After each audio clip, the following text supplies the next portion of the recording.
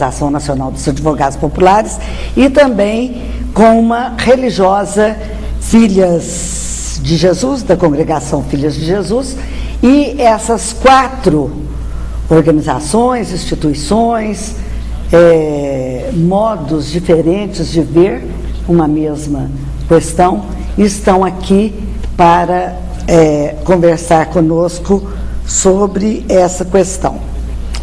Aconteceu recentemente em Belo Horizonte, me parece que na Semana Santa, até eu não estava aqui, uma ocupação no bairro Céu Azul. Essa ocupação recebeu o nome de Dandara. Me parece que ela começou com um número, como sempre acontece, com um número X de família, que foi aumentando no decorrer dos dias. Para nos contar sobre essas primeiras questões, nós vamos conversar com o Joviano e com a Renata, porque a organização dessa ocupação foi feita pelas Brigadas Populares e pelo MST. Então, eu queria dar a palavra para o Joviano, para ele contar o comecinho, né, como é que foi, e a Renata vai interferindo aí a hora que ela achar conveniente. Bom, a ocupação Dandara ocorreu no dia 9 de abril, né, e ela parte de um debate da aliança, da luta pela reforma agrária com a luta pela reforma urbana. Daí até a participação desses 2 atores, né, o MST e as Brigadas Populares. Então, a ocupação Dandara, ela se diferencia tanto da ocupação camponesa quanto da ocupação do movimento sem teto tradicional, porque são mais bandeiras estão aliadas ali, né? Não só a bandeira da moradia, mas também a bandeira do trabalho. Isso envolve produção agrícola e não agrícola, que é uma das intenções que nós temos, né? Caso nós conseguimos o nosso objetivo de desapropriar aquela área e destinar para as famílias, né? Então, permitir que ali famílias, né, da periferia urbana, que moravam de aluguel, moravam de favor, moravam em área de risco, inchavam o déficit habitacional, que hoje o déficit quantitativo, segundo uma pesquisa da Fundação João Pinheiro, ultrapassa 60 mil unidades, né? E que disseram um basta, né, para a ilusão que é alimentada na política habitacional hoje de Belo Horizonte, garantir que essas famílias tenham oportunidade de ali dentro não apenas ter uma moradia digna, uma moradia adequada, mas possam mexer com a terra, possam se organizar de forma cooperada, com artesanato, com costura, enfim, né? Então essa ocupação, ela ocorreu, como você mesma disse, Caiafa, com um número de famílias aproximadas de 100 famílias, né? E houve um processo de massificação que surpreendeu até mesmo as organizações, né? Tanto nós das brigadas como o MST.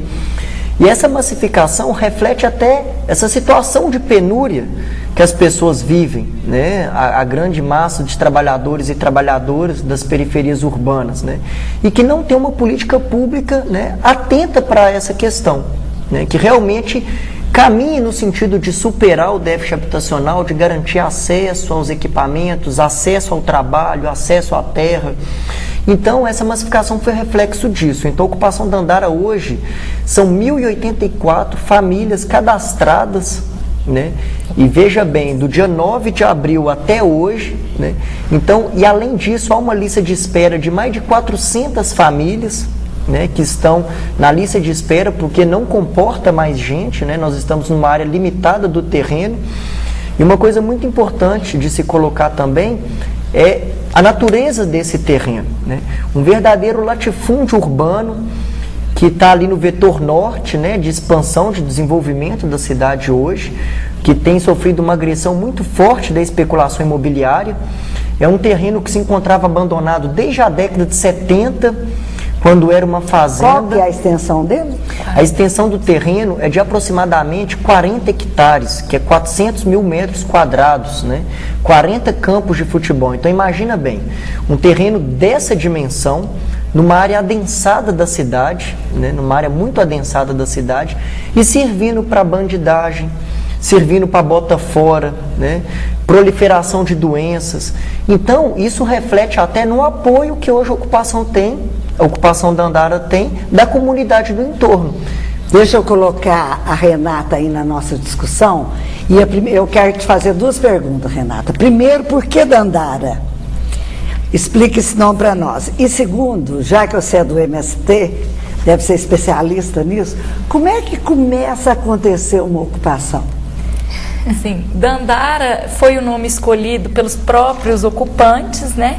Foi batizado ainda no comecinho, nos primeiros dias, porque a gente sempre procura lembrar, nesses momentos de ocupação, de lutadores e lutadoras que vieram antes de nós, né? Já na tentativa de repetir ali uma forma também de libertação, um refúgio, como foi Palmares, para os escravos daquela época.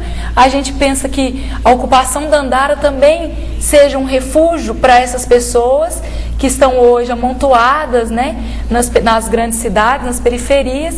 Por isso o nome, né, a escolha do nome Dandara. O significado de Dandara, você sabe?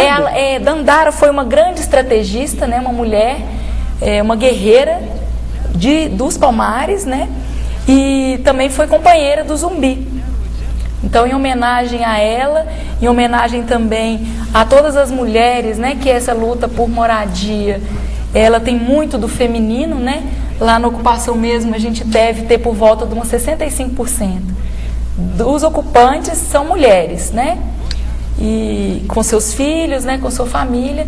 Então, acho que nada mais justo do que o nome Dandara para essa ocupação. Pois é, o Joviano estava começando a contar a história do terreno. Ele falou um pouco que era um terreno abandonado desde 70, que era um lugar de proliferação de doença, de uma opção de coisa. Eu queria que você falasse, se desse mais alguma informação, se tem, né? Ou então falar também para nós, que é outra coisa que nós queremos saber, como é que está lá hoje, as condições de vida, né, essas coisas que quando as ocupações estão mais organizadas, vocês têm condição, como a educação, a saúde e tal. Como é que é esse primeiro momento da ocupação? Sim, a gente teve a escolha desse terreno, né? Ele não foi aleatório. A gente escolheu esse terreno porque a gente acredita que não devemos ficar com os restos, com as piores partes, né? O que muitas vezes acontece é que as terras destinadas para a reforma agrária são terras que ninguém quer, em lugares isolados, em áreas de difícil acesso, com terras ruins, né? E isso tem dificultado muito o próprio avanço, né, das famílias, avanço econômico das famílias assentadas. Então, a escolha desse terreno no Céu Azul levou isso em consideração, né? O local, quem puder ir lá, quiser visitar, vai poder ver isso. Ele é cercado por comércio, né? Tem posto de saúde próximo, tem uma escola, né, estadual dentro do terreno, tem uma escola estadual lá, tem ônibus, né, tem energia elétrica próxima, água. Então, o terreno foi escolhido, sim, por ali a gente poder constituir uma comunidade que avance, uma comunidade que consiga se desenvolver, né? Não queremos que a população seja enviada para lugares distantes, sem estrutura nenhuma, né? Para ficar escondido dos olhos do resto da sociedade. O começo de uma ocupação, ele é sempre muito penoso para as famílias que estão lá, né? Esse terreno, ele não